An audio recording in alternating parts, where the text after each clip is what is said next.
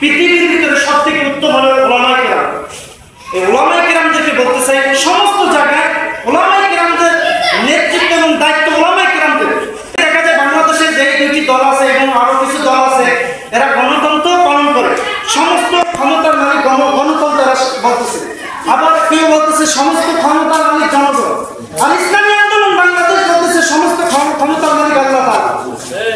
এখানে যা ঈমান, আমার ঈমানি দায়িত্ব, উলামায়ে কেরামদের ঈমানি দায়িত্ব, উলামায়ে কেরাম প্রত্যেকটা মানুষকে বোঝানো উচিত, মিম্বার থেকে প্রত্যেকটা মানুষের কে বোঝানো উচিত। কারণ এখানে যদি বলি সমস্ত ক্ষমতার মালিক গণতন্ত্র বা সমস্ত ক্ষমতার মালিক জনগণ, আমার ঈমান চলে যাবে।